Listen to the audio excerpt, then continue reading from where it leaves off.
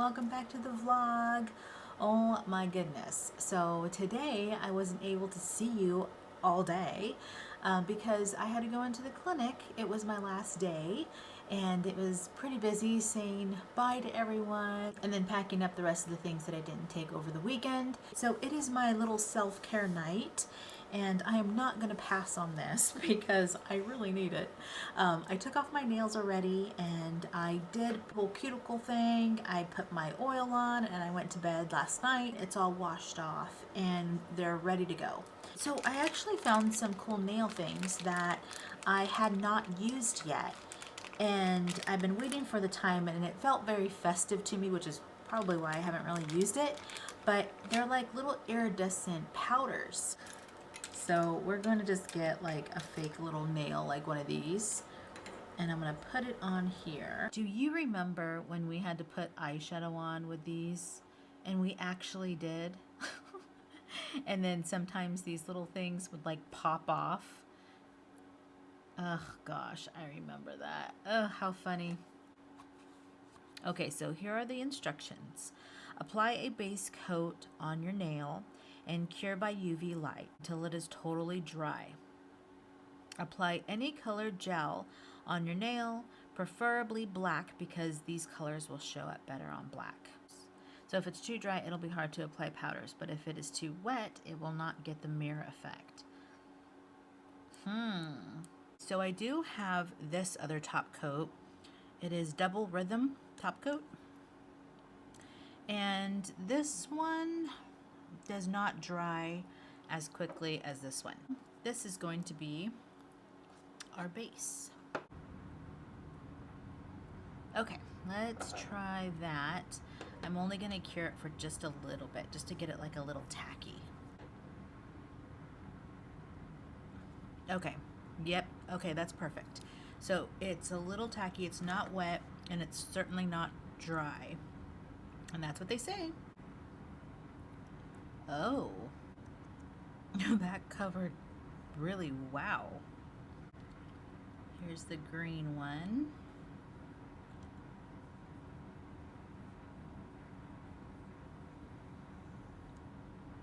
This is not a clean little project. I don't know if I do this often. This is very dirty.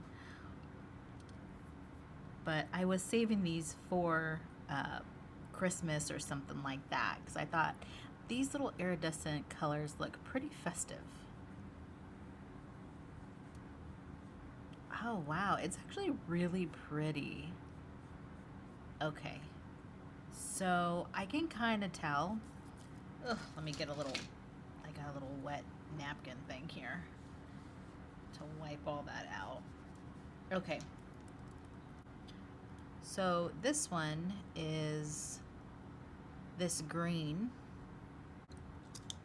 is the slightly pink one, and that does have some pink tones to it. And this one is that blue. Kind of comes across as like silver. And then last one is kind of like turquoise or something. A turquoise hue to it. It's like a cross between these two. Wow. Now I'm gonna try the top coat because I want to make sure that this works out okay. I haven't used this in a very long time and I'm willing to sacrifice it to the chrome gods here. I don't even know if I have that much in here, but we're going to try it out. The dry top coat will have a mirror effect. So we're going to stick that in there and see what happens. Then we'll decide if we want to do our nails like that. That's done. Yeah, that's very dry. What do you think? Do they have a mirror effect? They kind of do. I do like this pink one, but I'm thinking this one because it kind of is in between these two. Let's try it. Loose powder just gets all over the place. I don't find it fun. It's pretty, but it's a little much. All right. I'm trying to like wet it down so that it doesn't, oh, and it gets all over the hands. Yeah, not my favorite, guys. Not my favorite. I got raven hair all in here, dog hair. There is nothing aesthetic about me. So I did get a response back, someone wanting to know why I am terrified of nutcrackers. And so I thought, while I do this, I'll go ahead and tell you why I'm terrified of nutcrackers. The reason why I don't like nutcrackers is because when I was little, we lived in this house, and I mean, I pretty much grew up in this house. I was about 4 years old, and I don't even think I was in school yet. But every night, I would wake up and I would see a man in a nutcracker suit. And you know, he looked like one of those guards, that stand. I'll insert a picture of a guard that I'm talking about. But he looked like that, which when I'm a kid, I'm thinking it looks like the nutcracker. And he would just be staring at me. He was huge, he was tall. And this happened quite a bit. I never said anything to anyone. I just kind of, you know, being a kid, I don't really understand why, but I would just put my head under the covers. And that is something that I now as an adult like would never do. I would never just put my head under the covers. So it's funny when you're a child and you're like terrified or you're seeing something weird and you think to just like, okay, I'm gonna put my head under the covers and it's gonna go away. But yeah, he never went away. He always came and he would just stare at me. I never talked to him. I just looked at him and I would hide. Now, as a kid and even like kind of into teenage years, I had issues with sleep paralysis. And it's pretty much still there. I still battle with it. I would call for my mom to like, you know, help me or whatever. I did share a room with my sister, but she would always say like, oh, you're moaning. But really I was asking for help because I felt stuck, and I battled with that. I battled with sleep paralysis for a long, long time. It's not as bad as it was when I was a teenager. It happened every single night, and I was just exhausted. And a lot of people feel that, you know, sleep paralysis is like something evil or demonic. And I can see how that, you know, can make sense, especially when it's happening to you. It does feel like something from another dimension, or, you know, something malicious and evil is there. But I was lucky enough to work for a sleep center, and they really did explain it to me.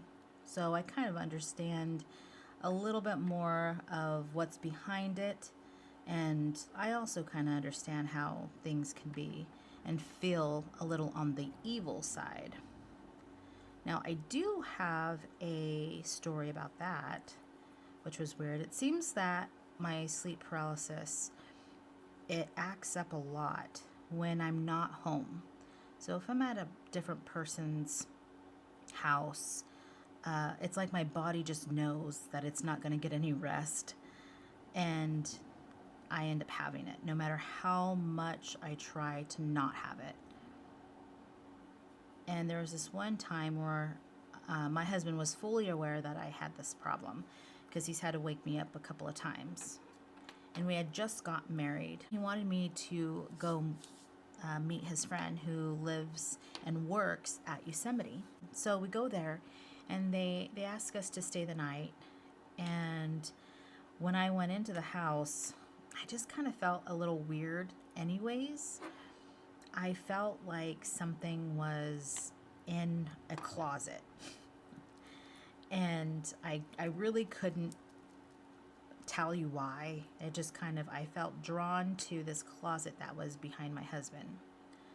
So as the night went on, this his girlfriend is telling a story about how that's her closet and he can't keep anything in that closet or something. There is something weird about their relationship with that closet. And for some weird reason, I kept getting the feeling like there was a man in her closet that looked like Mario on Luigi and Mario. I kept feeling like he looked like Mario, like a big mustache, and that he was looking out of that closet and hearing what we were saying. And this feeling just kept on going. So I asked my husband, I'm like, do you feel weird about that closet? And he says, yeah, I actually do. And I said, do you think that there is a person that lives in that closet? And he's like, I said, do you get a vibe, of someone who could be in that closet? And he says, yeah, like a guy. And I said, how does the guy look? And he says, I don't know, like an Italian guy with a mustache. And that was so freaking creepy. Because what I had been feeling and seeing and thinking, he validated it. So we spend the night. I'm already kind of sketched out just because, not really because of her stories about this closet, but I'm just sketched out in general. It just doesn't feel right. Something feels off. And they give us their bedroom. They say, you guys can sleep in our bed and we'll sleep on the couch. And we all go to bed.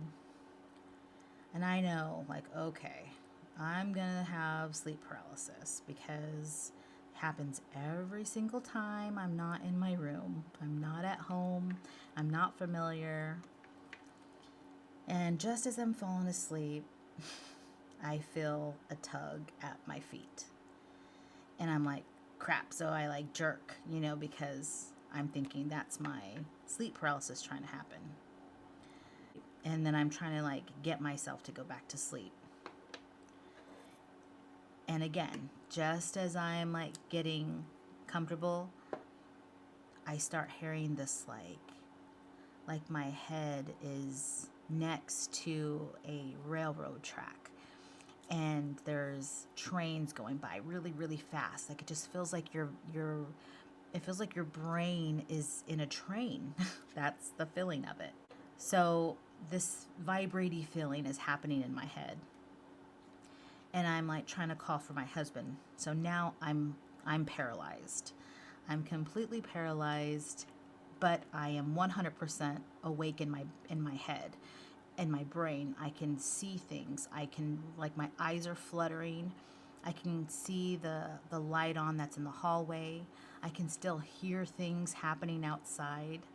I can hear my husband snoring, but I cannot say the words like wake me up. Then I start to feel the tug at my feet again. And I'm like, oh, no, you don't. Like, nope, we're not going down that road. Because I have conditioned myself. Mind you, I'm like now in my late 20s. And I have really worked through understanding and knowing how to pull myself out of sleep paralysis. But for some reason, this was very strong and I couldn't break that on my own like I normally could. And so I'm like trying to mouth, Michael, trying to call him. And this thing grabs my feet and drops me off the bed, and I feel my head thunk on the ground. Like, how in the whole world can I feel this and still be in bed? But I felt my head drop on the ground, and I felt the carpet, the fibers, like it was looped carpet, and I can grab it. And I feel it against my face, and this black thing is dragging me out of the room into the closet. I tried so hard to just scream, and finally Michael heard me and he woke me up. And that scared the crap out of me. I have never been so terrified in my life. I didn't think that was sleep paralysis. I didn't know what that was. I mean, I know that with sleep paralysis, it does trick your brain. There are several things that end up happening when you're reaching that state of REM. And so I kind of I'm like, okay, you know, I could chalk up a lot of these things to just being your inner ear, or, you know, like, you know, you're hitting REM and it starts to make a weird sound that you really shouldn't be hearing. Oops. But by the age of 25, 26, 27, I was able to knock myself out of it. I had worked for a sleep center. They've given me tips on how to pull myself out of sleep paralysis, how to recondition my whole sleep cycle, and they helped me a lot to understand it. So when it didn't work and it got so extreme so fast, like that was definitely something very different. I have never, in all of my episodes of having sleep paralysis, have been drug out of bed by my feet and like pulled down a hallway knowing where this thing wants to take me. Like, that was something so different. You'd think I'd be more scared of the Nutcracker, because that was actually something that, you know, happened almost every night. But it never meant any harm. Nothing ever really happened. It didn't drag me out of bed. It just stared at me. Here's my little sleep paralysis story for you guys. It took me several years to gain a little bit of control over it, and I still struggle with it. Not as bad, but, you know, it's still there, and I have to deal with that. There's the first one on. I think I am going to keep them the length. I might file them down just a little bit, but I think I kind of want to be fancy. And these actually feel really good. So I haven't used these before. My phone's going to die. I need to plug it in. What kind of inspired these nails was we went to the dollar store and I saw some nails there. And I thought, oh, those are super cute. They looked kind of like rainbowish. Here, I saved the nail to show you. But this was the nail. Isn't that cute? I love it. So it's more these colors, but it's on a clear nail. So when I go and I put on that nail, it was the worst nail ever. It has like that iridescent on the inside and on the outside. Like where you put the glue and on the outside of the nail. Like 3 minutes, the film that's on the inside of the nail, so film's on the inside here, that started to pop off the glue. So I had nails popping off left and right and I could not keep them on. But my goodness, what an awful decision making on that nail. So they did not stay cute at all. They looked a mess. I'm so surprised. You guys, this powder is so freaking messy. I'm kind of glad that they look good, because at least it's worth the mess. Because that gets messy. It is all over the place. And you really have to dedicate 2 top coats to this, because those are forever going to have chrome pigment in them. But yeah, these are really, really cute. I don't know if you can see well. So now that I did my actual nails, now I need to boop over and do my thumbnail for my video. Okay, lovely. So we are back with our delicious nails. How cute is that? Aren't they adorable? They came out really good, guys. I don't think that it's given justice.